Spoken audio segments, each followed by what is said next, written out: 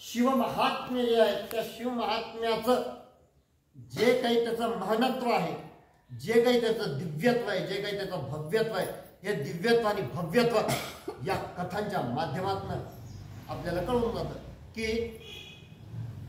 देवराज नावाचा किरातांचा एक राजा होता, तो ब्राह्मण होता. हा ब्राह्मण होता. देवराज नावाचा, किरातांच्या नगरामध्ये देवराज नावाचा हा एक ब्राह्मण होता.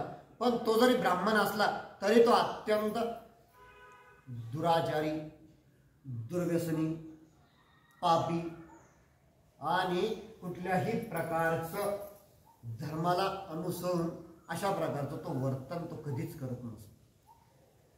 सतत काहीतरी, कोणाला तरी काहीतरी खोटं बोलायचं, कोणाकडून तरी पैसा काढायचा आणि त्या आलेल्या पैशातून फक्त मद्य आणि मदिरा या दोघांच्यातून नादी लागायचं.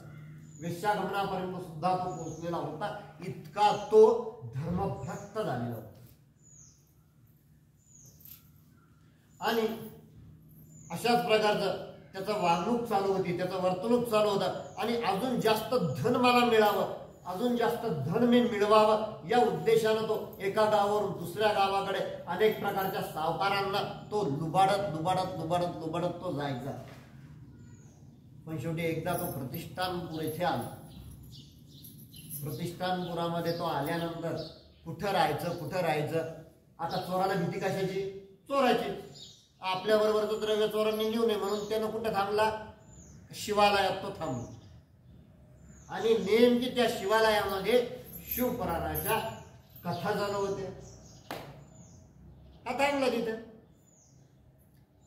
अपसुकच याच्या कानावरती त्या कथा पडायला लागल्या. कथा पडायला लागल्यामुळे याला याच्या केलेल्या पापकर्मांची याला जाणीव झाली. आणि त्याला असं वाटलं की आपण इतके दिवस व्यर्थ अशा प्रकारचं जीवन जगलेलं आहे, आता थोडंसं सत्कर्म करा. म्हणून यानं याच्यासोबत जे द्रव्य आणलेलं होतं यानं ते तिथंच वाटून दिलं. आणि पुढचा बराचसा काळ यानं त्या शिवालयामध्येच घालवला. आणि तदनंतर त्याचा झाला मृत्यू. मृत्यू झाल्यानंतर यमलोकातून ते यमदूत आले. आणि हा आता पापी असल्या कारणानं याला ते घेऊन जायला लागले. याला ते घेऊन जात असताना मात्र मध्ये शिवाचे शिवदूत आले. शिवाचे दिव्य विमानात बसून शिवदूत तिथे आले. त्यांचं आणि यांचं म्हणजे या जे यमाचे दूत होते, यमाच्या दूताचं शिवदूतांचं युद्ध झालं. यांनी त्यांच्याकडून त्याचा त्या आत्मा काढून घेतला. याच्या त्या दिव्य विमानात तो बसवला. शिवलोकी जाती झाले. शिवलोकी जाती झाल्या तर युद्ध केलेले हे यांना ज्यांना मार लागला हे बिचारे यमलोकात आले. पुन्हा यमाने विचारलं का खाली आत कस काय आले म्हणून तुम्ही? कुठे म्हणतो गुराचारी आत्मा म्हणते. नाही म्हणे महाराज म्हणते एका ठिकाणी आम्ही घेऊन जात होतो म्हणे, ते शिवाचे पार्षदगण तिथे आलेत म्हणे, शिवदूत तिथे आलेत म्हणे आणि ते घेऊन गेले म्हणे. असं का म्हणे? ठीक आहे म्हणे. आणि मग त्यांनी बरोबर त्यांच्या अंतर्ज्ञानाने यमाने सुद्धा ते ओळखलं की शेवटच्या अंतसमयी या दुराचारी आत्म्याने शिवकथा ऐकलेली होती.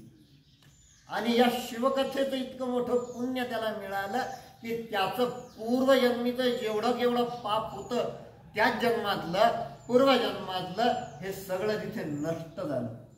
आणि त्याच्यामुळे तो पुढं शिवलोकी तो गेला.